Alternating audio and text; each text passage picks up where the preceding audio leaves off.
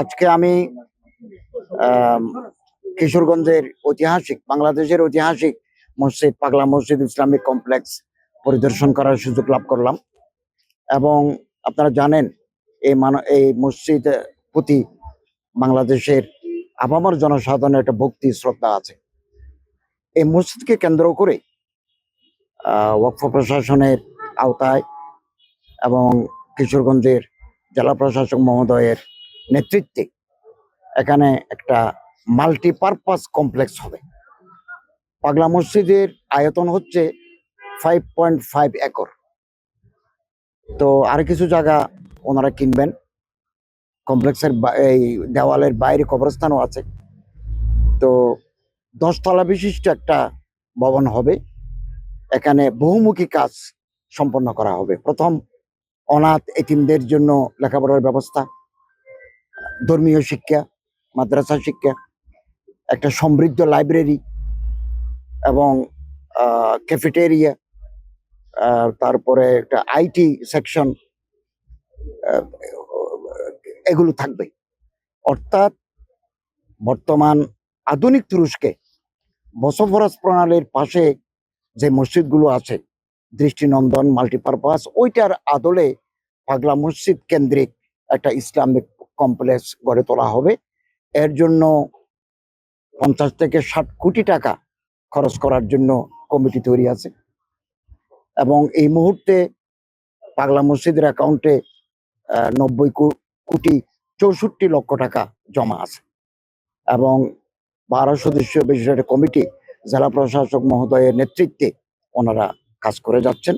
অত্যন্ত স্বচ্ছতা, দক্ষতার সাথে এই কাজ তারা আঞ্জাম দিচ্ছেন। এবং আজকে আমরা এক্সিকিউটিভ বডির সাথে আলোচনা করেছি, যেহেতু এই 12 জন কর্মকর্তা সরকারি কর্মকর্তা, ওনাদের নিজস্ব জুরিসডিকশন আছে, নিজস্ব ওয়ার্কস আছে, ওনাদের আন্ডারে একটা সাব কমিটি গঠন করা হবে।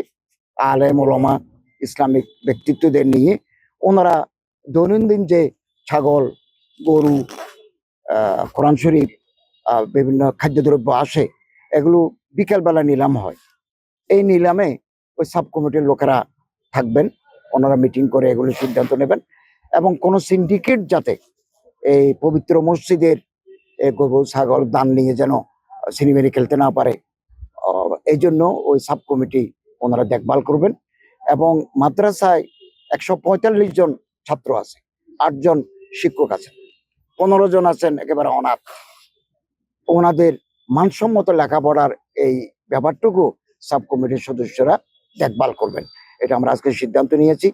এবং আমরা আশা করি অতি সত্বর ইতিমধ্যে এই কমপ্লেক্সের জন্য ডিজাইন জমা দিচ্ছে 12টা প্রতিষ্ঠান। রাজশাহী প্রকৌশল বিশ্ববিদ্যালয়ের একটা এক্সপার্ট টিম পরীক্ষা করে একটা প্রতিষ্ঠানকে ওনারা মনোনয়ন দিয়েছেন। আশা করি জেলা প্রশাসক মহোদয় এবং কমিটি অতি সত্বর ওনাদেরকে কার্যাদেশ দিবেন। আমি আশা করছি অন্তর্বর্তীকালীন সরকার যতদিন আছেন নির্বাচনের আগ মুহূর্ত পর্যন্ত, এই সময়ের মধ্যে আমি নিজে এসে এই কমপ্লেক্সের ভিত্তি স্থাপন করতে পারবো, এটা আমার প্রত্যাশা। অনেক অনেক কাজ এগিয়ে গেছে, কেবল আর একটু গতি সৃষ্টি করা দরকার। তো এই 90,64,00,000 টাকা 13টা ব্যাংকের অ্যাকাউন্টে রাখা আছে, এফডিআর করে রাখা আছে, ওখান থেকে লভ্যাংশ পাওয়া যায়। তো ইসলামিক স্কলার মুফতি সাহেবদের পরামর্শক্রমে লভ্যাংশের টাকা মসজিদে আবার খরচ করার বিধান নেই। এটা দিতে হবে গরিব, দুঃখী, অনাথ, অসুস্থ, অসহায় মানুষদের জন্য। ইতিমধ্যে 2024-25 অর্থ বছরে এ পাগলা মসজিদের ফান্ডের লভ্যাংশ থেকে প্রায় 79 লক্ষ টাকা, 80 লাখ টাকার কাছাকাছি, প্রায় 80 লক্ষ টাকার কাছাকাছি ওনারা কিশোরগঞ্জ, নেত্রকোনা, ময়মনসিংহ সহ বাংলাদেশের বিভিন্ন জায়গায় যারা ক্যান্সারে আক্রান্ত, যাদের কার্ডিয়াক অ্যারেস্ট আছে, যারা প্যারালাইসিসে আক্রান্ত, এই সমস্ত রুগীদেরকে, অসচ্ছল রুগীদেরকে ওনারা বিতরণ করেছেন।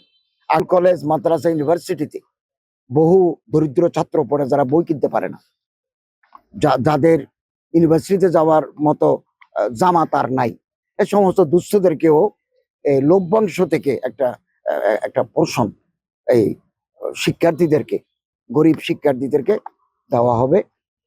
এটা একটা বিরাট কাজ। বাংলাদেশের ইতিহাসে এরকম একটা মসজিদ কেন্দ্রিক এখানে আর কাজ পাগলা মসজিদের মতো অন্য কোথাও হয় নাই। এটা আমাদের জন্য আই ওপেনার টু অল। এটা আমাদের চোখ খুলে দেবে। আমি চিন্তা ভাবনা করছি, আমার সাথে মাননীয় অক্ষ প্রশাসক মহোদয় আছেন, আমার মন্ত্রণালয়ের জয়েন্ট সেক্রেটারি আছেন, ডিসি মহোদয় আছেন।